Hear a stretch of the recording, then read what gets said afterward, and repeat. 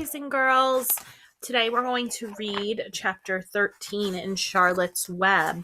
When we left off yesterday, Charlotte had a meeting with all the other animals in the barn, and they had decided that they needed to write something new in the web. And do you remember what that word was? She said she was going to write the word terrific in her web because she thinks Wilbur is pretty terrific. Chapter 13, Good Progress. Far into the night, while the other creatures slept, Charlotte worked on her web.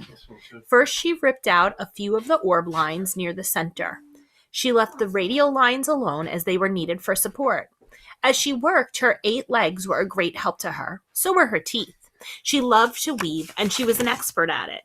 When she finished ripping things out, her web looked something like this.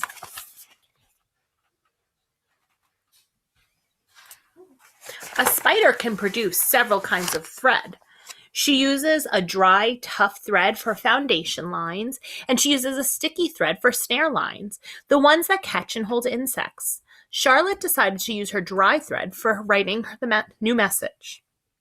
If I write the word terrific with sticky thread, she thought, every bug that comes along will get stuck in it and spoil the effect.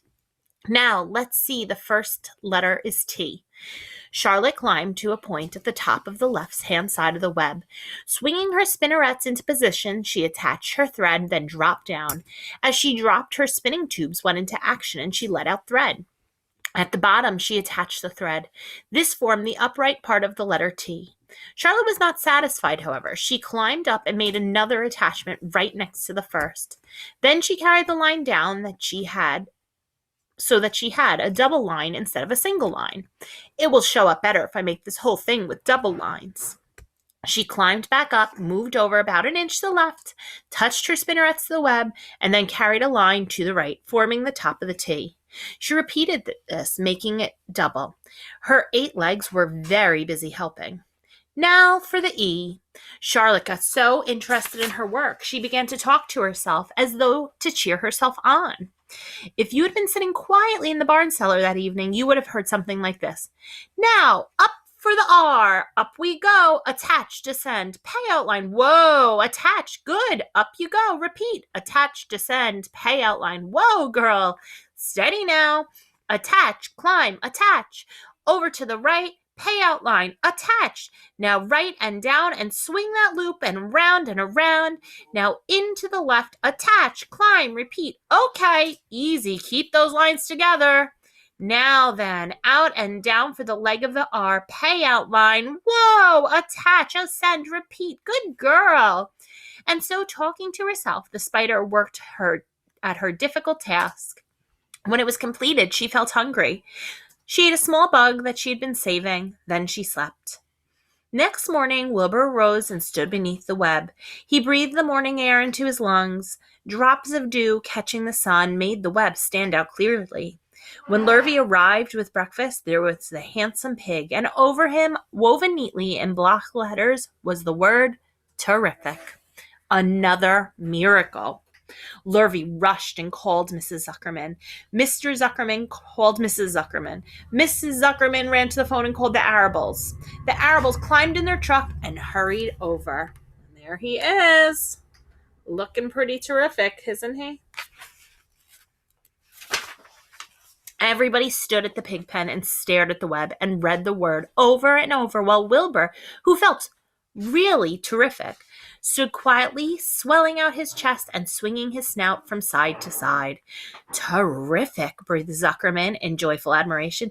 Edith, you'd better phone the reporter at the Weekly Chronicle and tell him what has happened.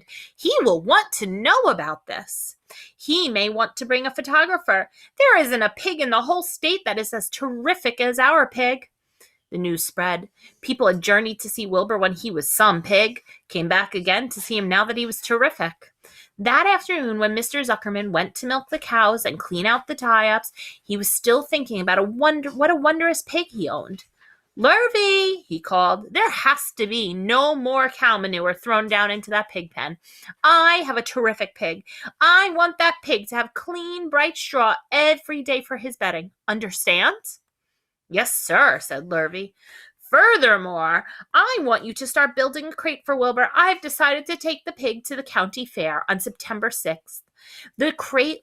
Make the crate large and paint it green with gold letters. What will it say?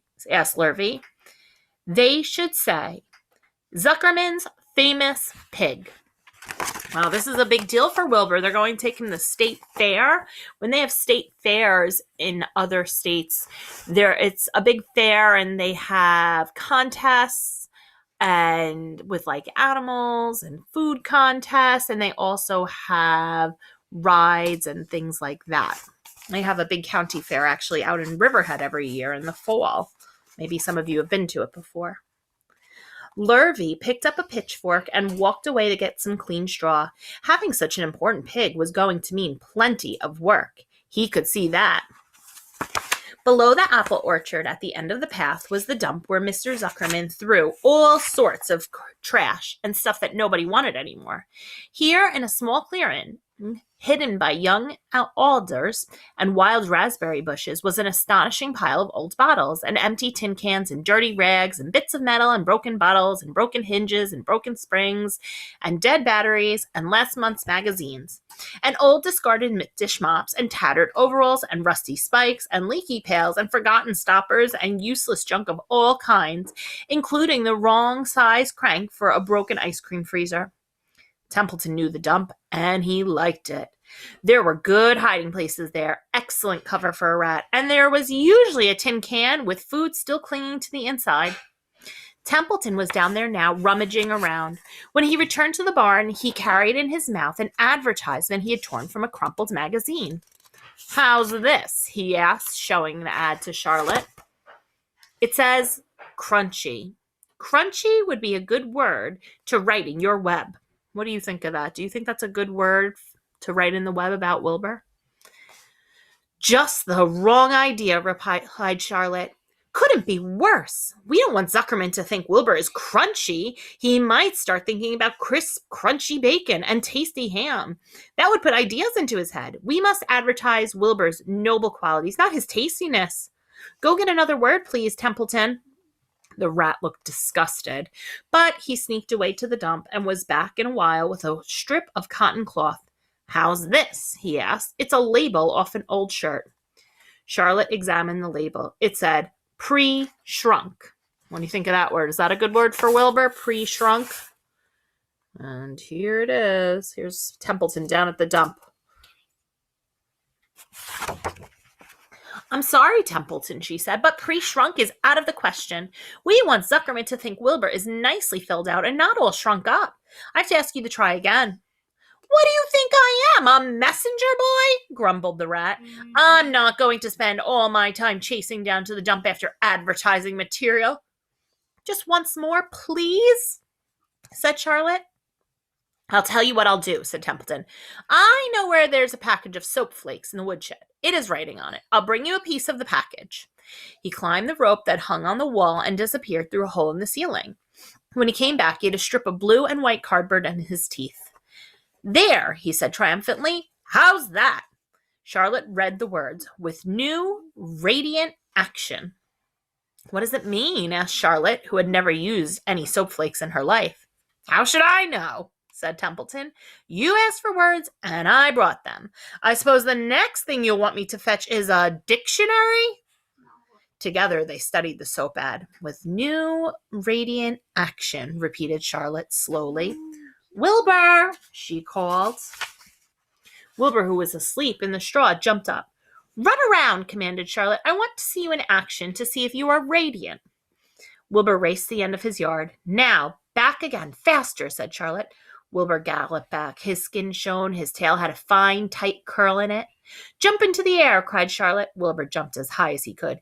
"Keep your knees straight and touch the ground with your ears," called Charlotte. Wilbur obeyed. "Do a backflip with a half twist in it," cried Charlotte. Wilbur went over backwards, writhing and twisting as he went. "Okay, Wilbur," said Charlotte. "You can go back to sleep." "Okay, Templeton, the soap will do, I guess." I'm not sure Wilbur's action is exactly radiant, but it's interesting. "Actually," said Wilbur, "I feel radiant." "Do you?" said Charlotte, looking at him with affection. "Well, then, you're a good little pig, and radiant you shall be. I'm in this thing pretty deep now. I might as well go the limit." Tired from his romp, Wilbur lay in the clean straw. He closed his eyes. The straw seemed scratchy, not as comfortable as the cow manure, which was always delightfully soft to lie in. So he pushed the straw to one side and stretched out in the manure. Wilbur sighed. It had been a busy day, his first day of being terrific. Dozens of people had visited his yard that afternoon, and he had to stand and pose, looking as terrific as he could. Now he was tired. Fern had arrived and seated herself quietly on a stool in the corner. "Tell me a story, Charlotte," said Wilbur, as he lay waiting for sleep to come. "Tell me a story." Look at Wilbur doing his flip. Very radiant, don't you think? So Charlotte, although she too was tired, did what Wilbur wanted. "Once upon a time," she began, "I had a beautiful cousin who managed to build her web across a small stream. One day, a tiny fish leaped into the air and got tangled in the web. My cousin was very much surprised, of course. The fish was thrashing wildly. My cousin hardly dared tackle it, but she did. She swooped down, threw great masses of wrapping material around the fish, and fought bravely to capture it." "Did she succeed?" asked Wilbur. "It was never to be forgotten battle," said Charlotte. "There was the fish, caught only by one fin, and its tail wildly thrashing and shining in the sun. There was the web sagging dangerously under the weight of the fish." "How much did the fish weigh?" asked Wilbur eagerly. "I don't know," said Charlotte. "There was my cousin, slipping and dodging out, beaten mercilessly over the head by the wildly thrashing fish, dancing in, dancing out, throwing her threads and fighting hard. First she threw a left around the tail, the fish lashed back. Then a left to the tail and a right to the midsection, the fish lashed back. Then she dodged to one side, threw a right and another right to the fin.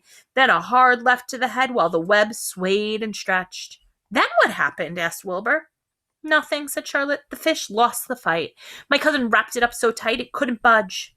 "Then what happened?" asked Wilbur. "Nothing," said Charlotte. "My cousin kept the fish for a while, and then when she got good and ready, she ate it." A spider eating a fish? Look at this picture. What do you think of that? Mia wants to see too. Me too. And Sydney wants to see.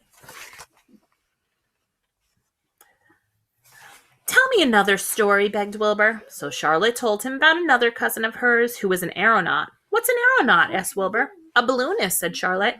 "My cousin used to stand on her head, let out enough thread to form a balloon. Then she'd let go and be lifted into the air and carried upward on the warm wind." "Is that true?" asked Wilbur. "Or are you just making it up?" "It's true," replied Charlotte. "I have some very remarkable cousins. And now, Wilbur, it's time you went to sleep." "Sing something," begged Wilbur, closing his eyes. So Charlotte sang a lullaby while crickets chirped in the grass and the barn grew dark. This was the song she sang. I'm just going to read it. "Sleep, sleep, my love, my only, deep, deep in the dung in the dark. Be not afraid and be not lonely. This is the hours when frogs and thrushes praise the world from the woods and the rushes. Rest, my care, my one and only, deep in the dung in the dark." But Wilbur was already asleep when the song ended. Fern got up and went home. So boys and girls, I'm going to give you a little challenge over the weekend. I'm hoping you will do this and send me pictures. I want you to draw your own spider web this weekend, and I want to see what word you would put in it to describe Wilbur that you would think will maybe help save his life. Have your parents take a photo and send it to me on the dojo. I can't wait to see what you come up with. Bye, boys and girls. Have a great weekend.